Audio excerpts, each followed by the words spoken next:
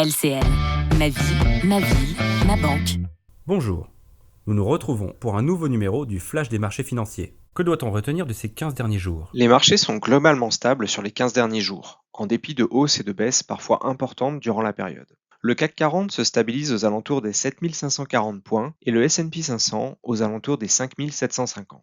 Le lundi 23 septembre, la Chine a annoncé une importante série de mesures de soutien à son économie, visant à atténuer l'impact de la crise immobilière et à restaurer la confiance des ménages chinois. Le signal est donc positif à court terme, mais l'impact économique pourrait rester limité en l'absence d'autres mesures budgétaires par la suite.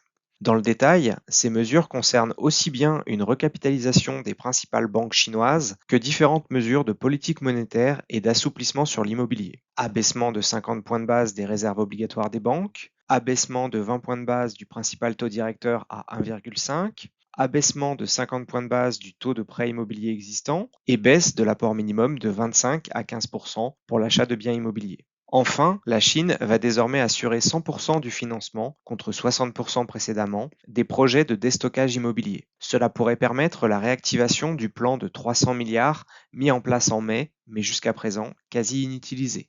Au Moyen-Orient, le conflit israélo-palestinien s'étend désormais au Liban, dans une confrontation plus marquée avec le Hezbollah, inquiétant encore davantage la sphère financière sur une possible déstabilisation de l'ensemble de la région et de la production pétrolière en Iran. Signe de cette nervosité, le Brent est passé de 72 à 78 $ sur la semaine dernière.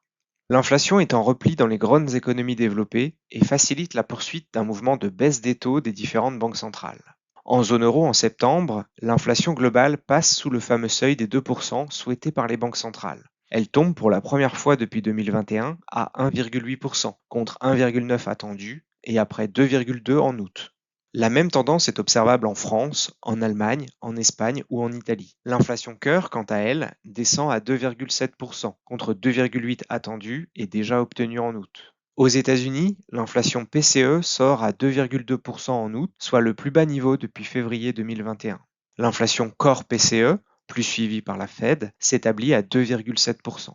De nombreux autres indicateurs étaient au programme ces dernières semaines. Les PMI France, Allemagne et de l'ensemble de la zone euro ressortent en baisse et restent en zone de contraction, signe d'une activité économique qui peine à aller de l'avant actuellement. Le PMI des services en France retombe également après la forte hausse liée aux Jeux Olympiques le mois précédent.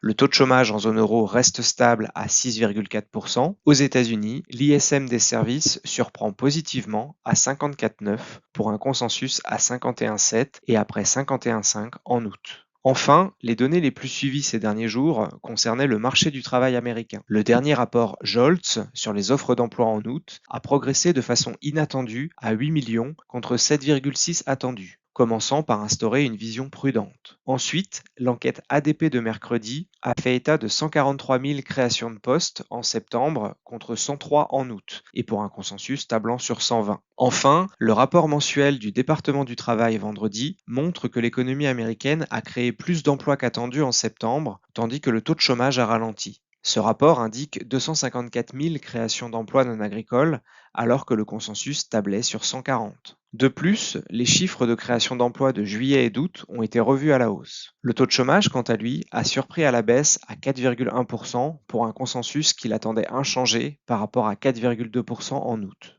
L'ensemble de ces chiffres a déconstruit les perspectives de baisse de taux de 50 points de base pour novembre par la Réserve fédérale, les investisseurs tablant désormais sur une baisse de 25 points de base seulement. De fait, les taux américains à 10 ans est remonté de 3,75 à 3,97 entre le 1er et le 4 octobre. Merci pour cette analyse. À quoi peut-on s'attendre pour les 15 prochains jours ? Dans les prochaines semaines, les marchés seront attentifs à de nombreux sujets. Les résultats d'entreprise du troisième trimestre, en Europe comme aux États-Unis, vont démarrer et rythmeront les marchés jusqu'à la fin du mois. Les investisseurs seront attentifs aux indications sur la vigueur de la fin d'année et aux premières estimations pour l'année 2025, tout en surveillant le discours de secteurs plus en difficulté, comme le luxe ou l'automobile. La prochaine réunion de la Banque centrale européenne aura lieu le 17 octobre prochain, et les probabilités d'une poursuite de la baisse des taux se sont considérablement renforcées ces dernières semaines. Les marchés suivront également de nombreux indicateurs, tels que l'inflation aux États-Unis ce jeudi. Ce même jour, en France, le Premier ministre présentera son projet de loi de finances, démarrant un mois d'octobre non sans risque pour la survie du gouvernement. Enfin, le 7 octobre marquera les 1 an d'un conflit israélo-palestinien qui s'intensifie et qui attise à nouveau les craintes des investisseurs sur l'équilibre des marchés pétroliers et de la région.